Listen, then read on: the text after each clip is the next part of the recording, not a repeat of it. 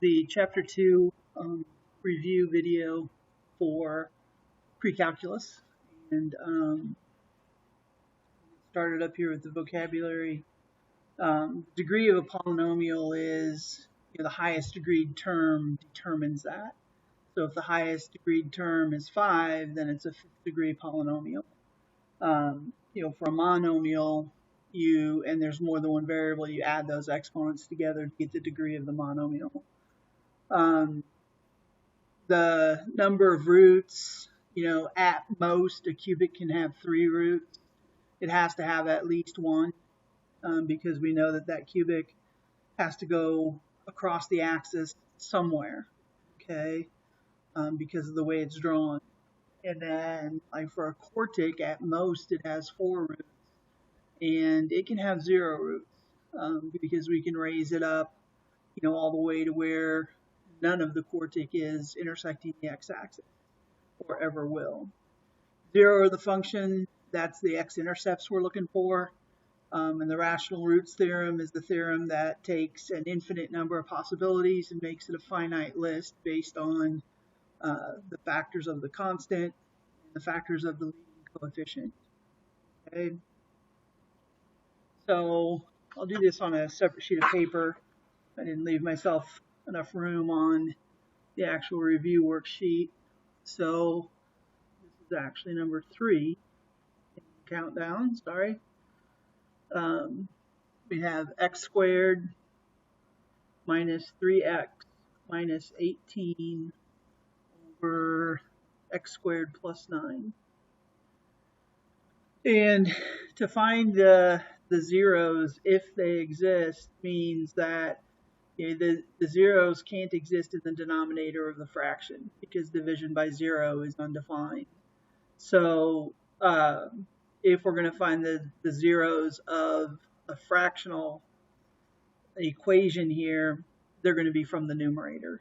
And for this particular problem, there's no way that denominator can go to 0 because it's x squared plus 9. There's no way I can get a negative 9 plus 9 to make that be 0 anyway. So this particular function would have no restrictions on the variable because of that. Regardless, we set the numerator equal to 0, and we solve that, and I believe it factors to x minus 6, x plus 3, if I've done my math right. So x minus 6 equals 0, x plus 3 equals 0. This gives me x equals 6. This gives me x equals negative 3. And as I said, there's no restrictions on this. So that would be my answers to number 3. Number 4, we have f of x equals 3x squared plus 5x. And I didn't mention, but I assumed you knew because of the vocabulary at the beginning, this is the no calculator portion of the test. It's the one that we'll be taking first. So number 4 is actually to evaluate, find, simplify f of 3i. And so that means we're going to take 3 times 3i squared plus 5 times 3i. So this is going to be 3 times 9i squared plus 15i. And 3 times 9i squared is negative 27 plus 15i. Okay. And remember, we leave it like that. In order to say 15i minus 27 is technically incorrect. Okay. So then number 5, we're supposed to use the same function, but we're supposed to find f of x plus 1. That means I'm going to be simplifying 3 times the quantity x plus 1 squared plus 5 times the quantity x plus 1. And remember, when we have the quantity x plus 1 squared, that's going to be x plus 1 times x plus 1, okay, which is not a binomial, it's a trinomial. So I will write it out and show all my work here. Distribute the 5 over here. So this is going to be 3, and then when I multiply this out, I get x squared plus x would be plus 2x plus 1. Okay, and then distribute that 3. 3x squared plus 6x plus 3 plus 5x plus 5. And let's see, 3x squared. 6x and 5x would be plus 11x. And 3 plus 5 would be plus 8.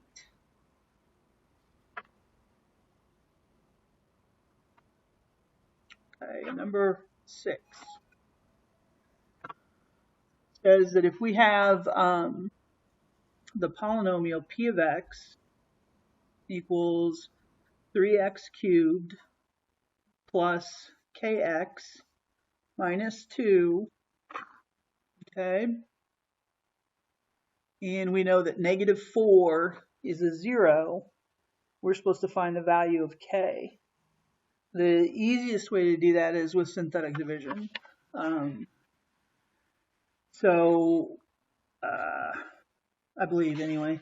So I'm going to write 3, 0, k, negative 2. 3, 2, 1, 0, yeah. And then I'm dividing by, where'd it go? Negative 4. So I know that my remainder has to be 0, okay? So whatever I get here, it has to equal 2 when I multiply it by negative 4, if that makes sense. So I bring down the 3, I multiply, I add, I multiply, and here I get k plus 48. Okay, and what I know is that when I multiply that by negative 4, I need to get 2. So I'm going to write a little equation. Negative 4 times the quantity k plus 48 equals 2. And, oh golly, yes, I'm going to distribute that negative 4. So that's going to be negative 4k minus 48 times 4. Even though this is the non-calculator portion, you can use a non-graphing calculator. So I'm going to 48 times 4 minus 192. Then I'm going to add that to both sides. So I get negative 4k equals 194.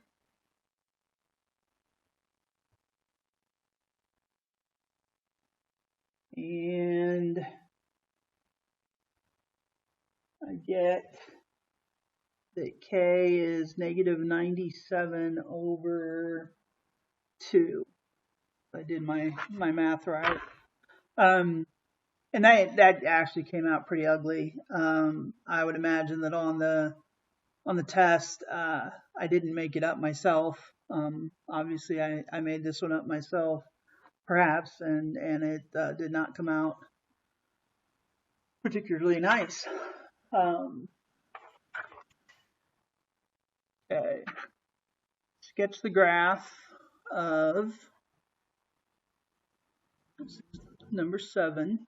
Sketch the graph of y equals minus x squared times the quantity x minus 3 times the quantity x plus 1. So x equals 0, that's a double root. X equals 3, and x equals negative 1. So this is a 4th degree polynomial. Okay, and it's negative out front. I need to pay particular attention to that. So 0, negative 1, and 3 are my roots. And so we are going to start down here, and the double root is at 0. So I'm going to go up through, I'm going to turn around somewhere up here, come down, be tangent, come back and turn around, and come back down through. Okay, and so there are my roots, -1, 0, 3. 0 is a double root, and you know this is opening this way because of the negative out front. Both arms are going down. Okay. Number 8 I am going to do on the actual review worksheet. I have zeros at x equals 1, 2, 3, -4, x equals -1, and x equals 1. And this is clearly a cubic equation. And so we're going to take, this comes from x plus 4. This comes from x plus 1. This comes from x minus 1. So y equals, and remember I am asking you for an equation, so it does have to be y equals. And it's going to be negative out front because of where I started this cubic. And then x plus 4 times quantity x plus 1 times the quantity x minus 1.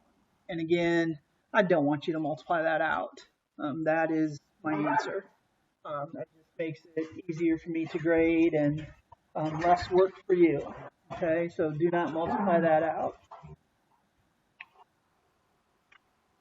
So then in number 9, we have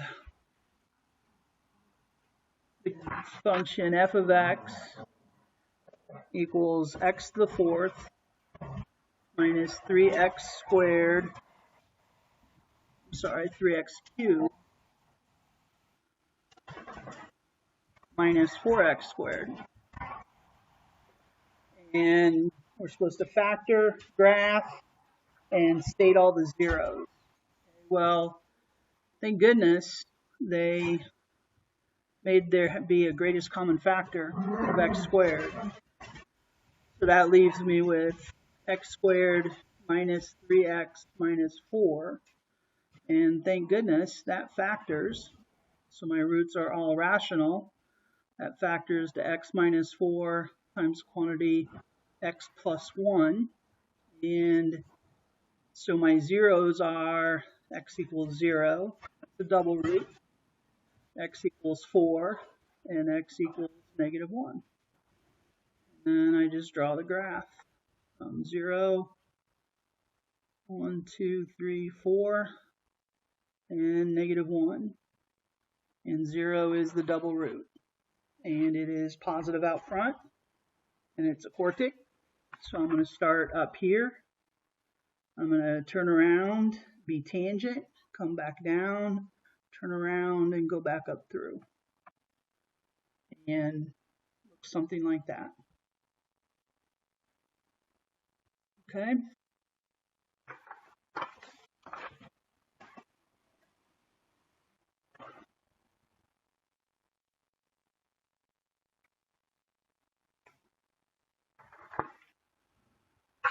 So number 10,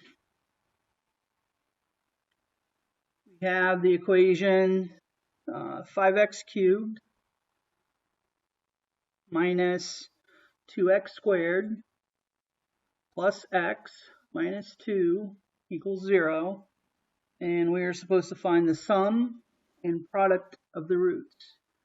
Remember that the sum of the roots is the opposite of b over a. A is the coefficient of the leading term.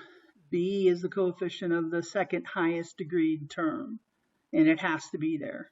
We can't skip down to the next highest degree term. Okay. And the product of the roots is, because this is a cubic, it's the opposite of the constant over the leading coefficient a.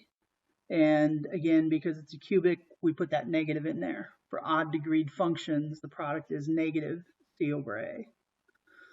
So for this particular problem, the sum of the roots would be 2/5, and the product of the roots would be also, very interesting, 2/5, right?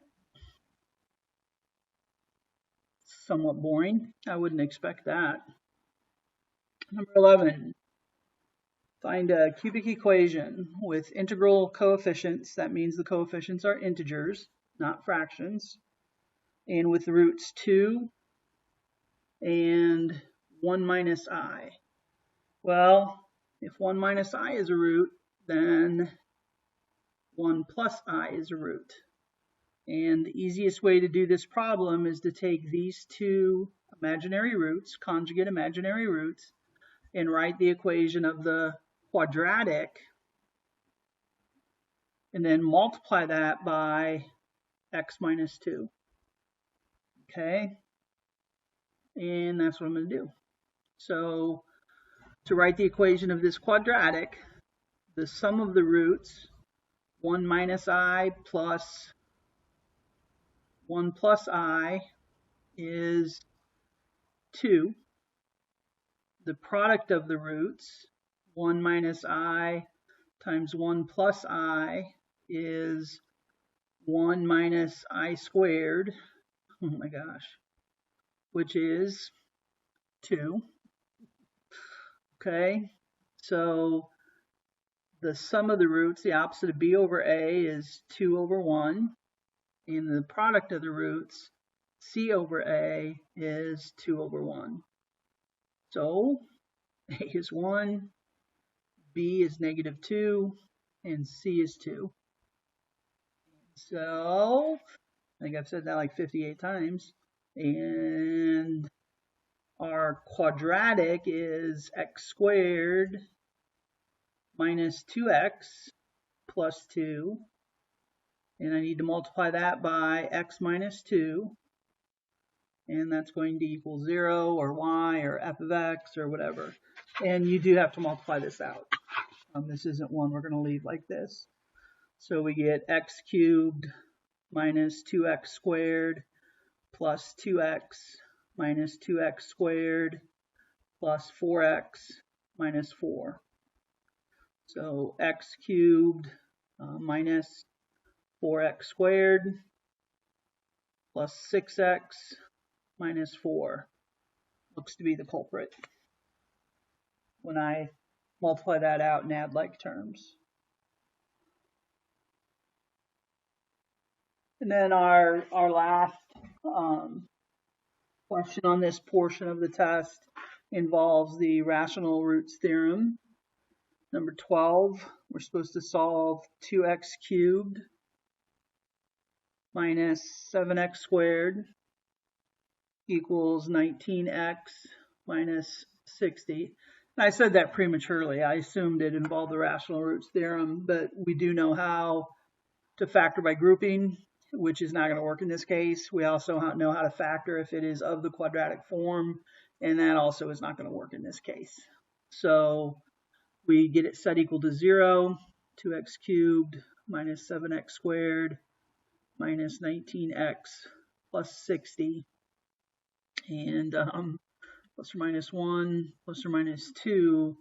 There is a lot of possibilities. Plus or minus 1, plus or minus 2, plus or minus 3, plus or minus 4, plus or minus 5, plus or minus 6, plus or minus 10, plus or minus 12, plus or minus 15, plus or minus 20, and plus or minus 30, plus or minus 60. I hope that's all of them. And then these are my p's and these are my q's. So the possible rational roots are the p's over q's. I'm going to hope there's not a fraction. So what I'm going to do is I'm going to write down my numbers here. Negative 19, 60. And I'm going to start with negative 3. And that's just a guess. I don't know. Negative 6. Let's see. That would be negative 13. That would be 39. Look at that. I am such a lucky guesser. Ba-boom. So negative 3 is a root. brought down the 2, multiplied, got -6, -13, multiplied, got +39, added those together, got 20, and so I now have the quadratic equation 2x squared minus 13x plus 20. And I'm going to think that factors. So I need to move my paper for you. I'm going to put 2x squared, so 2x and x, 20 here, and I need to make -13x. So I think 8x, 5x, yep, if those are both negative, easy peasy, 2x minus 5 times the quantity x minus 4. And remember, we already have x plus 3. We already know that -3 is a root. So we can write that in there if we want to. We don't have to. So the roots, the solutions are x equals -3, x equals 5/2, and x equals 4. And that's it for the non-calculator portion. Let's move on to the calculator portion. And number 1,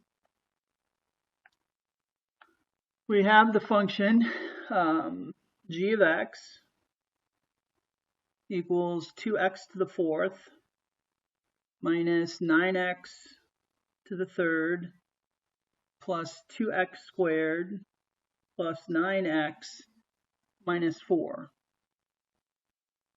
And for number 1, they're asking, is x plus 2 a factor? And we could jump into synthetic division and do that. Or I've shown you how to do this on your calculator, but we don't use it a whole lot.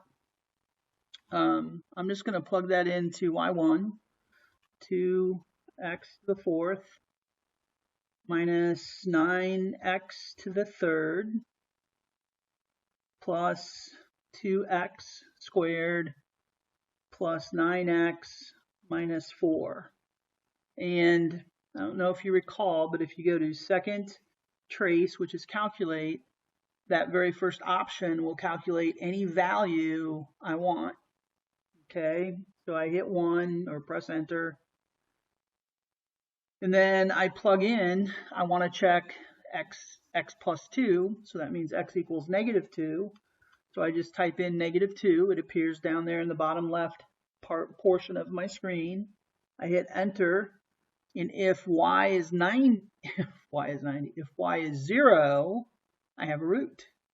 If y is not 0, then I don't have a root. And you can see that y is 90, so x plus 2 is not a root. And then it wants me to check x minus 3. Now, I don't have to go back to that calculator, that calculate screen to do that. As long as I don't touch another button, I can just continue to plug in values for x and get values for y. Okay, so if I want to check x minus 3, it means I want to plug in 3 and hit enter, and I get -40. So x minus 3 is also not a factor. Okay, so x plus 2, not a factor. And x minus 3, not a factor. And I show you that because this is on the calculator portion. And you know, I don't risk making a mistake, hopefully, on my calculator. Whereas if I do turn this into synthetic division, you know, perhaps I risk making that mistake. But anyway, there it is. We have a rectangular enclosure divided into 3, and we've done this problem. I just keep changing it up a little bit. So we have a barn, and we want to divide it into 3 equal pens. All right, so 1, 2, 3 equal pens. The things where I have multiple sides, that's what I want X to be. And I have 300 meters of fencing, so that means I have 300 minus 4X left for that side. And find the value of X that gives the maximum area for the enclosure.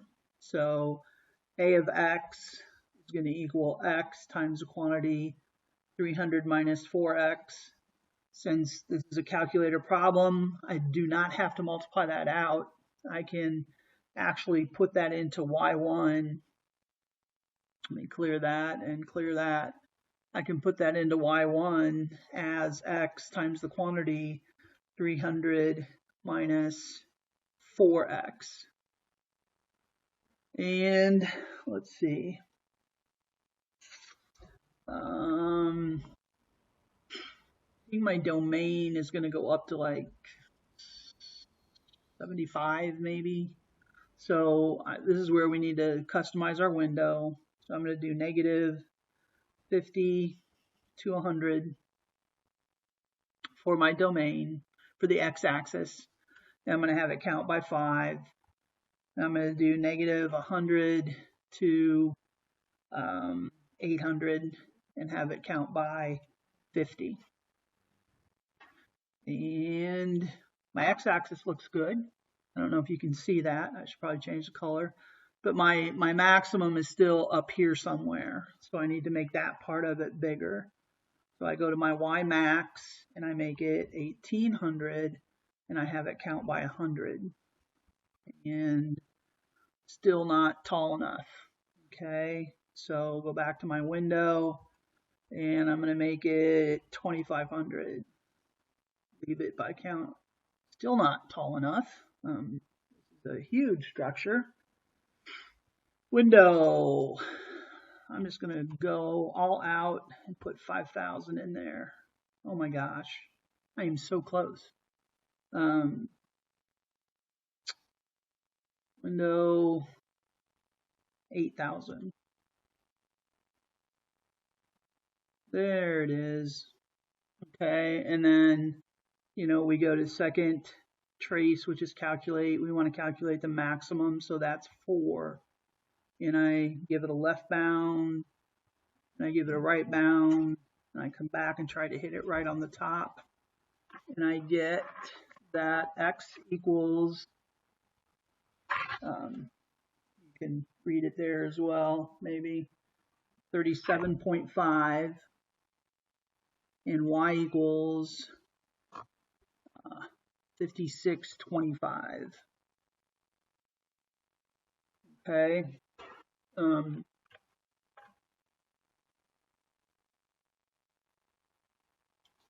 That might help. Turn the light on my camera. And so this gives us the answer we want. The problem you tend to have is the units. So I want X to equal 37.5 meters. And the maximum area then is 5,625 cubic meters. And if that didn't come out as even, we would have adjusted that. Okay. Use your calculator to find the smallest positive root of negative 3x to the 4th plus 2x to the 3rd minus x squared plus 5x plus 1. So I'm going to go out on a limb here and say that that is probably not going to be rational. Just before I start anything, I'm going to get my window back to a standard window. So I'm just going to go ahead and do zoom 6. And my pretty graph of my area is going to go away. And I'm going to go to Y equals and clear that. And I'm going to enter the negative 3x to the 4th minus 9x to the 3rd. Oops. Negative 3 x to the fourth. I always forget to do that. I keep losing the problem on my paper.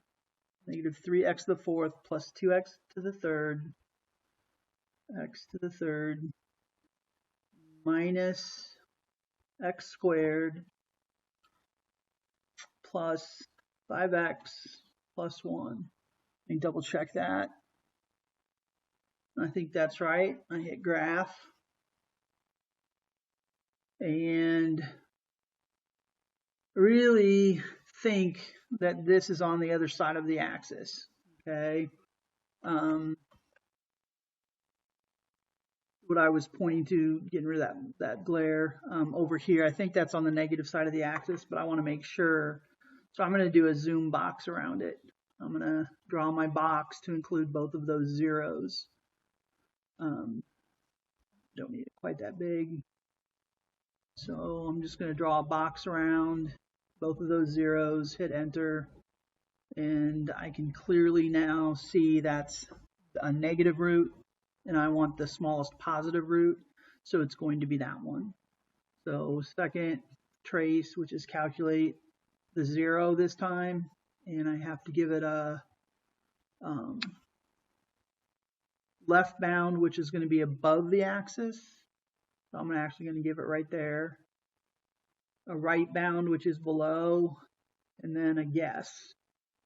And I'm getting y equals 0, and x is 1.400. So the smallest positive root is 1.4. Number 5, p of x equals 4x to the fourth minus 4x minus 3 has at least one real root between x equals 1 and x equals 2. If you remember what we did in class was we found p of 1. Okay, and so again, I would put that in my calculator. I would clear that and put in 4x to the fourth minus 4x minus 3. And I would zoom, I think I was already in zoom 6, but there it is. And then second trace, I want to calculate the value when x is 1, and I get negative 3.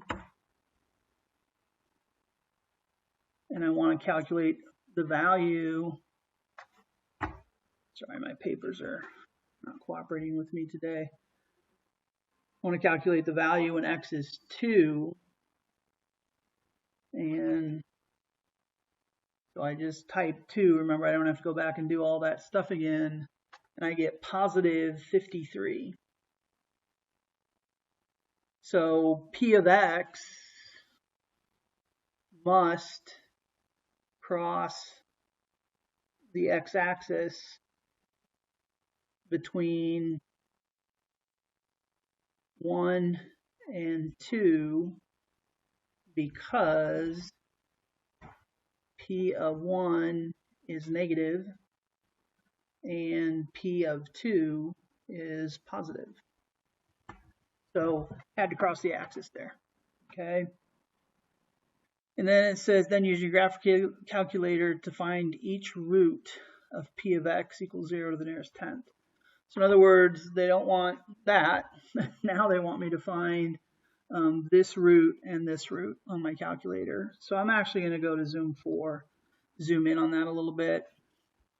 And then second trace, which is calculate the 0. The root is the 0. Those are synonymous. I said that wrong.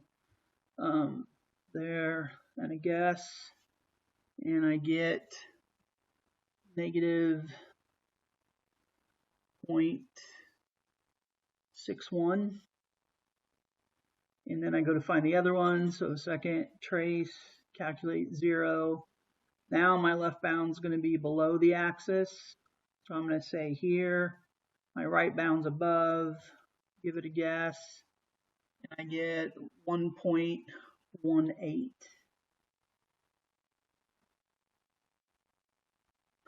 Okay, and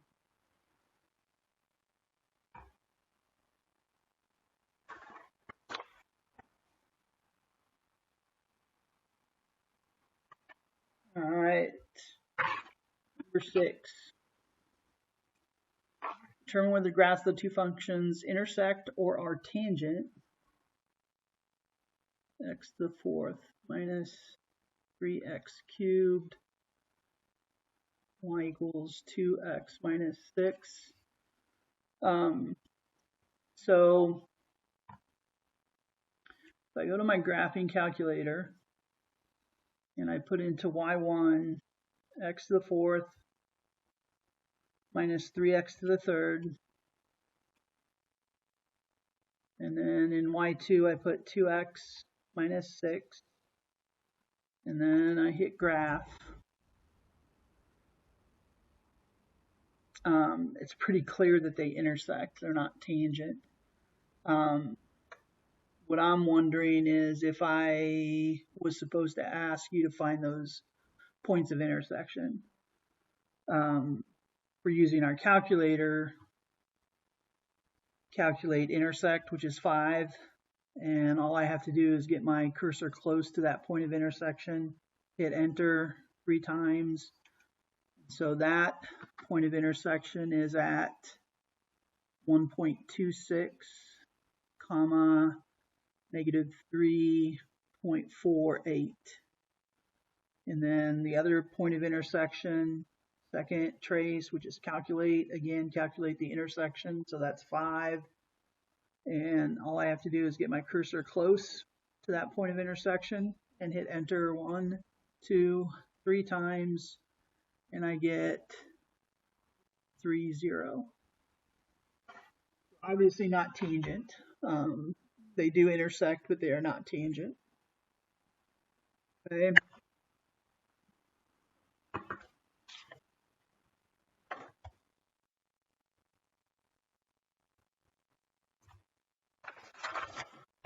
All right, so the last question on the calculator portion. Square with sides of length x are cut out from the corners of a rectangular piece of metal that is 15 centimeters by, so we are making an open top box. And our original dimensions are 15 centimeters by 36 centimeters. And we're going to cut a corner out of each corner that is x by x by x by x. So that means that from here to here is going to be 36 minus 2x, and from here to here is going to be 15 minus 2x. And then we're making an open top box, which means the height of the box is x. So volume would be x times the quantity, 36 minus 2x, times the quantity, 15 minus 2x. And we're supposed to find the approximate value of x that maximizes the volume, and then give the approximate maximum volume. So this is like our suitcase problem. Well, it is and it isn't, because it's a little bit easier. So I go to y1 and I get rid of what was in there from the last time. So clear that out, clear that out. Then I type in my equation, x times the quantity 36 minus 2x times the quantity 15 minus 2x. And it looks like my domain would go from 0 to 7.5. So when I go to my window, I'm going to make that negative 10. I'm going to make that positive 10. And then I'm going to make that negative 100.